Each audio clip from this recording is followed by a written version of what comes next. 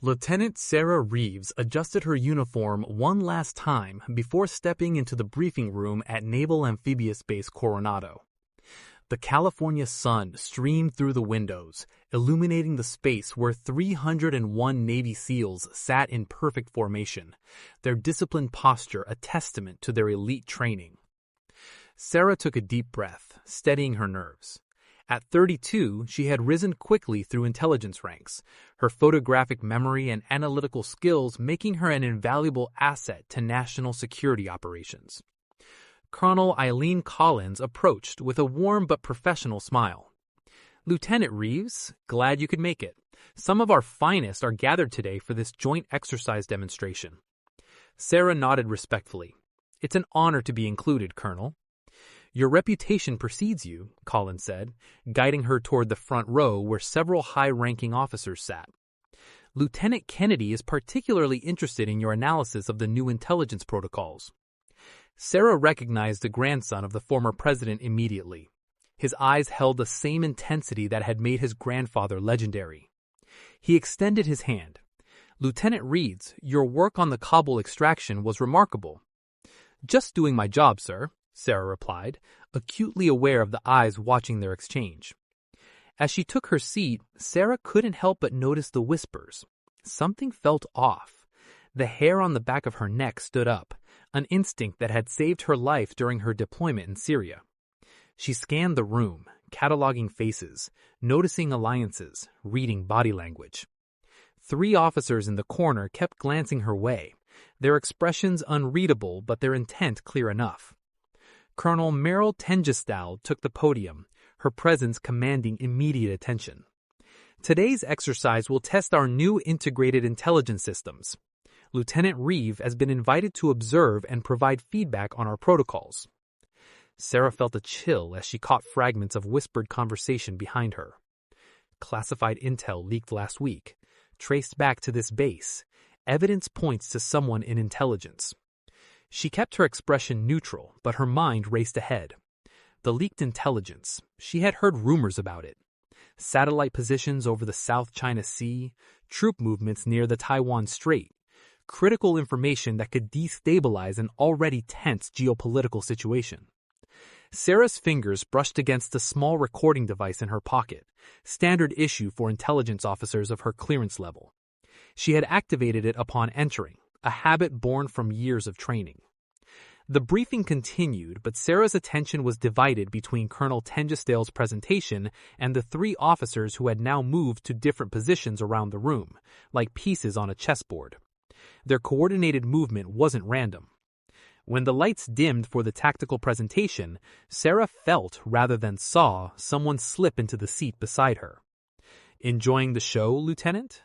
The voice belonged to Commander Hayes, Deputy Intelligence Chief for the Pacific Fleet. His tone was casual, but his eyes were hard. "Very informative, sir," she replied, evenly. "I'm sure you find it all useful information." His emphasis made the accusation clear. Sarah maintained her composure, but her mind was already 3 steps ahead. They were setting her up. The leaked intelligence, the whispers, the strategic positioning of those officers. It was a trap, and she was walking right into it. As the lights came back up, she noticed a 4th officer entering with a folder marked classified. He handed it to Colonel Collins, whose expression darkened as she reviewed its contents. Sarah knew what was coming. In moments, she would be publicly accused of espionage in front of 301 of America's most elite warriors. Her career, her reputation, her freedom, all hanging in the balance. But they had made one critical mistake. They had chosen the wrong woman. Colonel Collins stood, folder in hand, her face a mask of professional severity. The room fell silent as she approached the podium. Sarah felt the weight of 301 pairs of eyes shift toward her. "Lieutenant Reeves," Collins announced, her voice carrying across the now silent room, "I need you to come forward."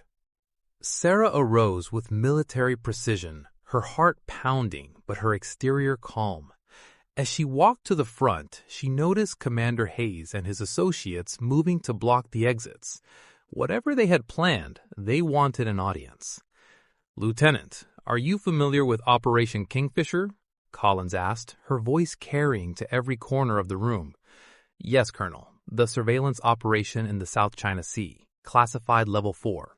Collins opened the folder and removed several photographs. Then perhaps you can explain how these satellite coordinates ended up in the hands of foreign operatives.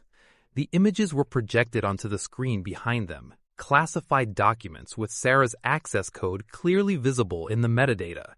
Murmurs rippled through the assembled SEALs. I cannot explain that, Colonel, because I did not access those files, Sarah replied evenly. Commander Hayes stepped forward. We have digital evidence of your credentials being used at 0200 hours last Tuesday. The only person with that specific access combination is you, Lieutenant. Sarah felt the room closing in.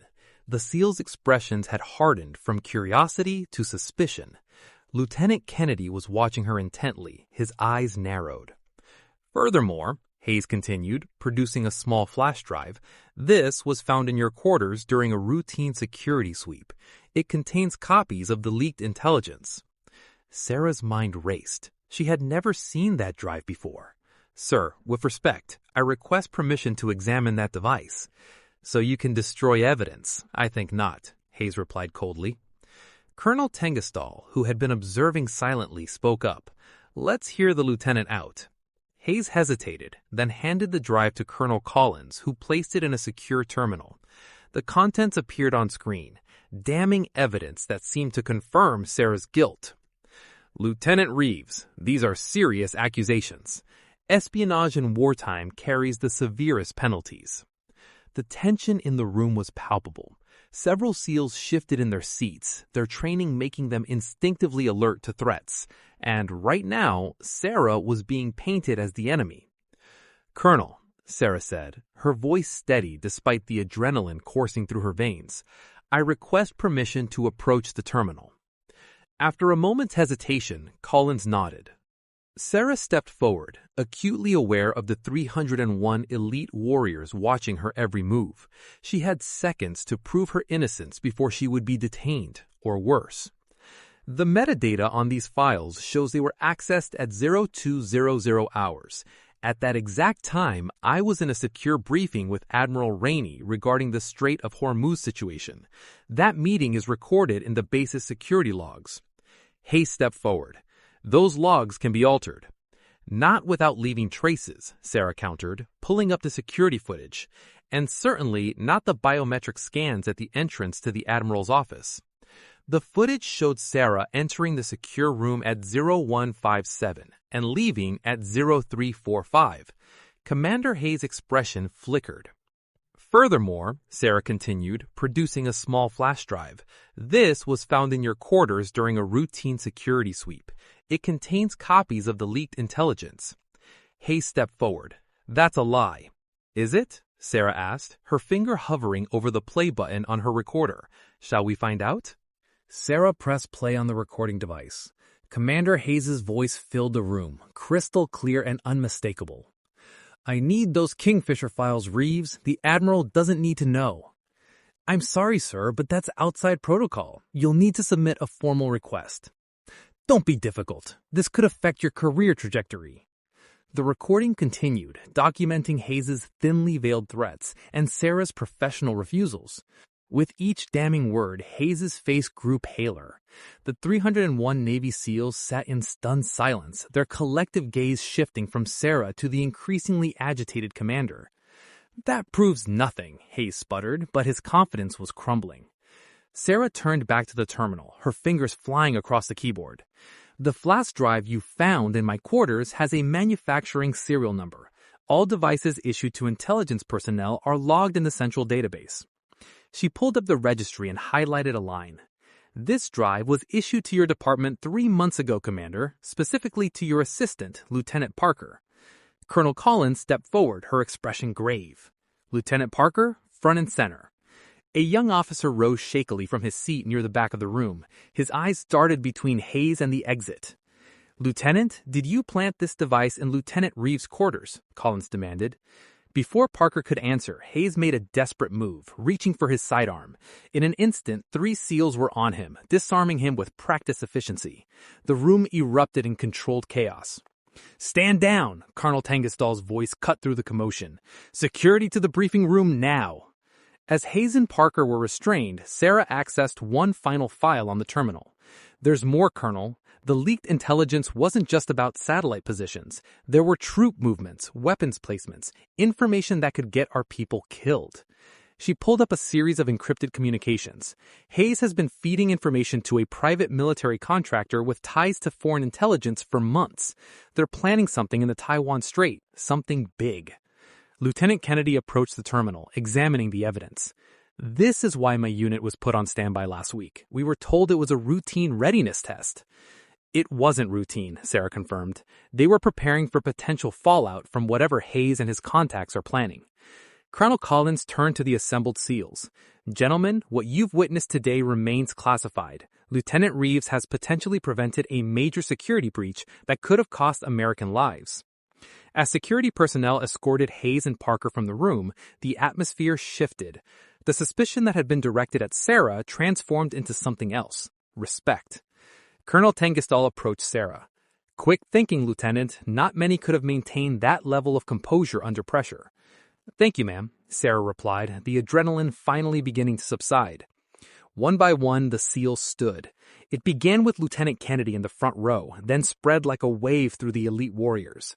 Within seconds, all 301 Navy SEALs were on their feet, a silent salute to the intelligence officer who had just prevented a major security breach with nothing but her wits and courage. "Lieutenant Reeves," Colonel Collins said, her voice carrying across the room, "the Joint Chiefs will want a full briefing. We need to understand the extent of this breach and contain it immediately." Sarah nodded. "I've already isolated the compromised systems. We can track exactly what information was accessed and mitigate the damage." As she gathered her materials, a senior SEAL approached her. "Ma'am, I've seen men with decades of combat experience crack under less pressure than what you just faced. That was something else." "Just doing my job, Chief," Sarah replied. "With respect, ma'am, that wasn't just doing your job. That was proving why you have it." As Sarah left the briefing room, flanked by Colonel Collins and Colonel Tengisdal, the 301 Navy SEALs remained standing at attention. The message was clear. They had witnessed something extraordinary. Later that evening, as Sarah filed her official report, Lieutenant Kennedy stopped by her temporary office. "My grandfather once said that courage is grace under pressure. Today, you showed us what that really means." Sarah smiled slightly. "They chose the wrong woman to set up." "Indeed they did," Kennedy agreed, "and 301 of America's finest warriors will never forget it."